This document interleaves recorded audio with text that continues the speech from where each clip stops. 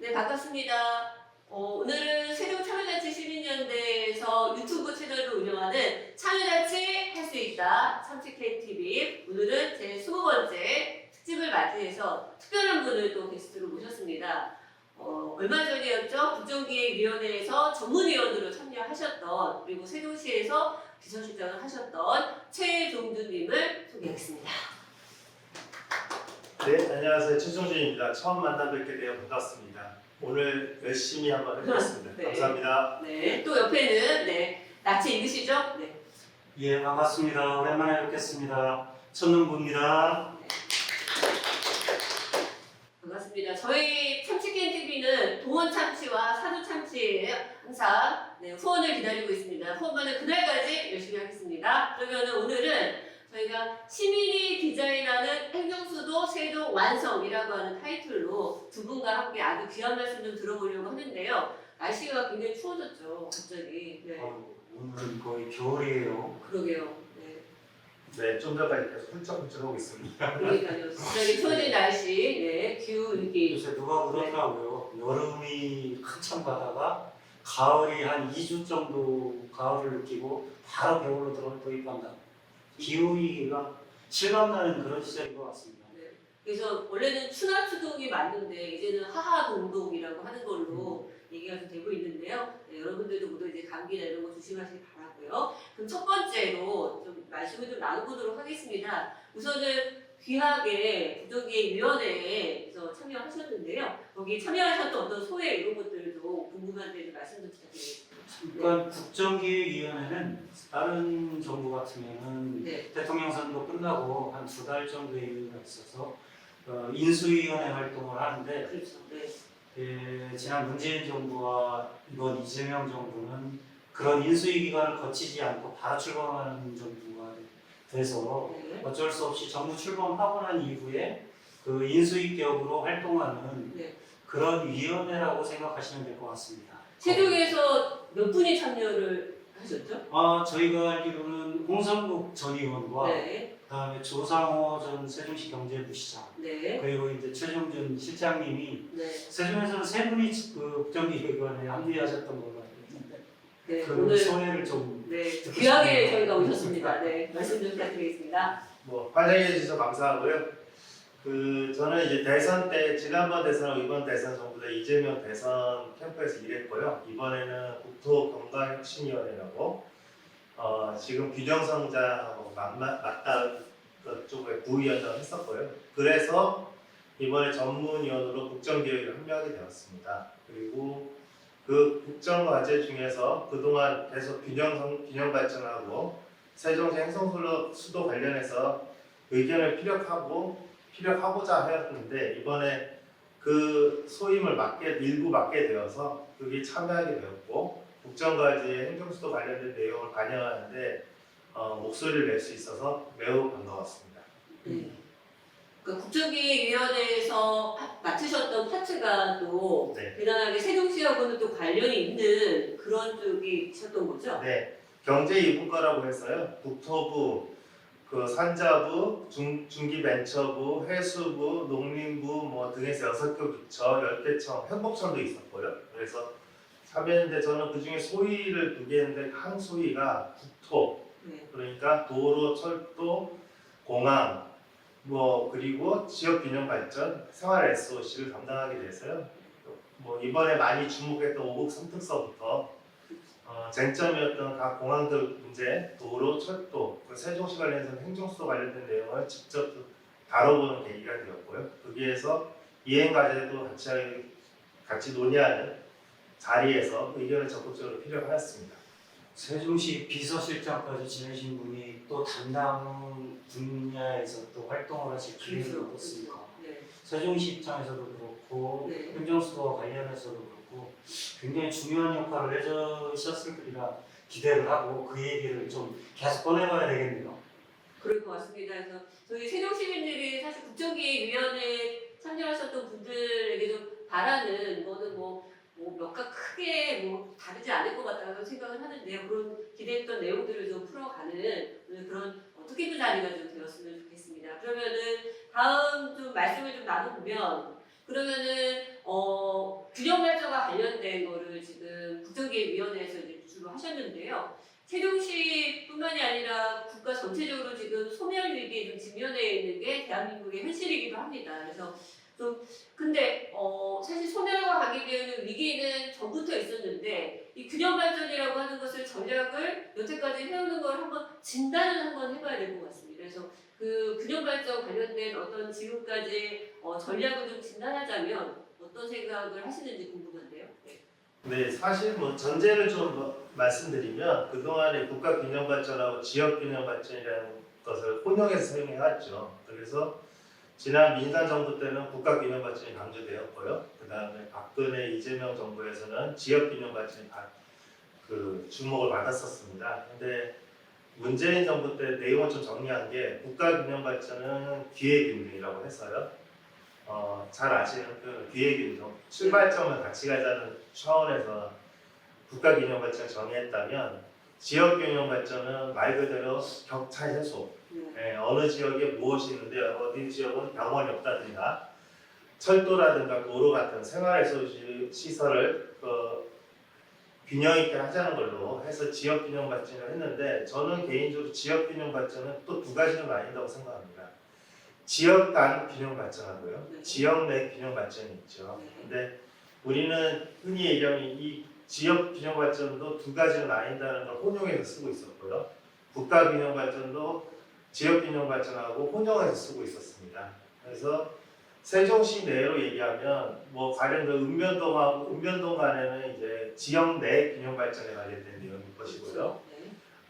대전, 충청, 충북, 충남, 세종 같은 경우는 지역 간 균형 발전에 관련된 내용이 있을 거예요. 저는 이 부분에 대해서 이번 국정기획위원회에서 논의할 때 제가 내용으로는 이렇게 좀 정리하자고 제안을 했었고요. 그런 면에서 봤을 때는 국가 균형 발전이라는 차원은 보다 폭이 넓은데 사실은 기회균등하고 격차 해소는 같이 가죠. 퍼센트의 문제이긴 한데 이번에 국가 균형 발전을 정의할 때는 균형 발전이라는 논리가 동등하고 평등하다는 의미로 다가되기 때문에 그렇게 하기보다는 차라리 균형 성장이라는 논리로 바꾸자. 동방성장하고 균형 성장을 해야지 어디는 발전하고 어디는 발전을 쫓아가는 모습으로 하면 안 되겠다는 생각이 담겨 있다고 저는 생각하고요. 그리고 성장이라는 것과 발전이라는 것이 담보되지 않으면 네. 그것은 지금 빠르게 변화하는 세계사 쪽이나 국내사 쪽으로 할 때는 도태되는 걸로 비춰지기도 좋은 거라고 생각해요. 그러니까 소멸을 방지하기 위해서 소멸 안 되는 것으로 생각한다는 게 아니고 그 지역에 맞는 발전 전략과 성장 전략을 고민하고 지역별로도 서로 나눠서 해야 될 것과 같이 해야 될 것들을 함께 고민하자는 거에서 균형 성장으로라는 이름으로 좀 바꿨다고 보는데요. 그렇게 따지면 지역 균형 발전, 국가 균형 발전, 균형 성장 이게 각각의 목표와 필요성이 있고요. 그 이번에 좀 내용적으로 정리되지 않았나 싶습니다. 네. 궁금한 거 없으세요? 아니 저는 들으면서 지금까지 이제 우리가 사용해왔던 균형 발전, 뭐 균형에 대한 부분들을 항상 그 말로만 이제 떠들었는데 이게 구체성이 어느 동네에 뭐 하나 주지 또 어느 동네에 그 또 다른 거를 하나 주지 그러면서 야 그럼 수도권은 이런 얘기가 나오면서 다시 또 수도권 규제 완화가 됐었고 그러면서 다시 수도권으로 완전히 극적으로 몰려버리는 그런 환경에 처해 있었는데 이제 균형 성장이라고 하는 단어에 구체적으로 무엇을 할 것인가라는 실무적인 계획들이 들어가 있지 않을까라는 기대감을 갖게 해주네요. 네, 뭐 그런 면이 있죠. 왜냐하면 여태까지 떡 하나 나눠주기라는 식으로 접근했다고 그러면 지금은 각각의 생산 전략과 주변 지역과의 역할과 분담 그리고 국가 전체로서는 집중과 분산을 노리는데 그 와중에 소멸보다는 성장 전략으로 접근하자는 걸로 그렇게 좀 많이 방침이 찍혔고요. 이번에 국정과제도 좀 읽어보시면 그런 식으로 좀 배분이 됐던 걸 알 수 있으실 겁니다. 그래서 뭐 한 곳의 성장이 다른 곳의 어떤 그런 침해나 해를 끼치면서 하는 성장은 아니다라고 하는 얘기들도 있는데 균형 성장이라고 하는 말씀 그리고 또 여러 가지 지금 용어에 관련된 거 혼용해서 쓰고 있는 것들에 대해서 어떤 그런 명확하게 정의를 좀 내리고 그렇게 범위를 좀 지정짓는 것들이 필요하다는 말씀으로 좀 이해가 됩니다. 그래서 그렇다라고 한다면 지금 충분히 말씀하시긴 했는데 이 균형 성장의 필요성 그리고 그 필요성에 따른 어떤 그런 앞으로 그럼 균형 성장을 어떻게 가지고 가면 좋을지 이런 전략 이런 부분들에 대한 고민은 혹시 어떻게 진행되는 있을까요? 균형 성장은 사실은 완성된 개념은 아니에요. 네. 지금 이재명 정부의 처음으로 균형 발전이라는 것을 균형 성장으로 전환하겠다는 걸 내세웠던 거고요. 앞으로 이제 그것이 구체적인 성과를 통해서 정리가 될 텐데 이번에 보면 가령 그 재생에너지 관련된 내용만 보더라도요. 전남에서는 재생에너지를 생산하고 그것을 수도권 인근에 산업단지 연결하는 에너지 고속도로라는 게 있는 것과 더불어서 공공기관 2차 이전 관련해서는 뭐 요거는 조금 더 들어간 얘기인데 네. 여태까지 공공기관을 얘기하면 우리가 흔히 아는 그 금감원 같이 민간기구지만 정부의 이제 권한을 갖고 있는 경우라든가 아니면 공기업이라고 해서 LH라든가 그 기타 도공 이런 데가 있었잖아요. 네. 근데 그거에 현재 파악되면 한 350개소가 되는데 여기서도 우리가 혼용하고 있는 게 있습니다. 공직유관기관이라는 개념이 있거든요. 근데 공직유관기관이 훨씬 넓은 개념이에요. 공직유관기관은 공직유관기관. 네. 공직유관기관은 현재 한 1,500개 정도가 있고요. 매년 늘어나고 있습니다.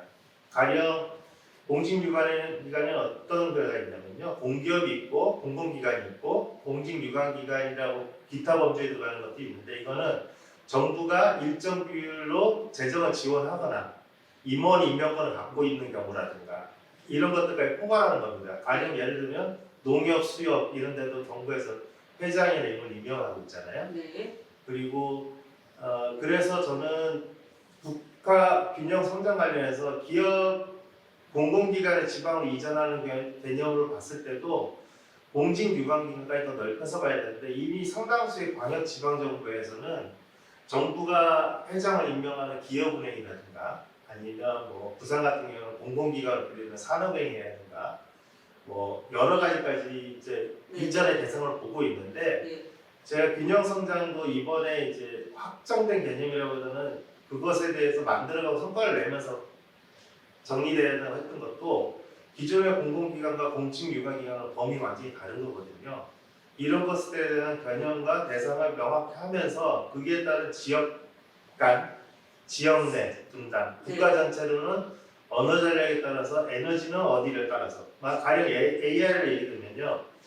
AI만 하더라도 어느 도시에는 시범 도시를 AI 만들고요. 어디는 데이터 센터를 만드는 데 집중하고요. 어디는 데이터 센터에 포함되는 수많은 기업들 있잖아요. 기업들을 유치하는 식으로 전국화로 나누고 있어요. 그것을 대부분 5극 3특이라는 지역 번역별로 하고 있고 이번에 정부의 계획에도 충청권만 해도 충남하고 대전 같은 경우랑 충북이랑 세종 같은 혁신도시 다 지정돼 있잖아요. 이런 경우 같은 경우는 지역별로 어떤 혁신도시에 맞는 공공기관이 갈지 아니면 대전에 얘기하는 것처럼 원도심의 공공기관을 이전을 요청하는 경우도 있거든요. 이런 것들이 전에는 정부에서 일방적으로 결정하고 뿌려주는 방식이었다 그러면 지금은 지방으로부터 의견도 듣고요. 정부가 갖고 있는 계획에 따라서 내분하는까지 해서 차분히 추진하려고 하는 것이 좀 다른 문제라고 보고 있습니다.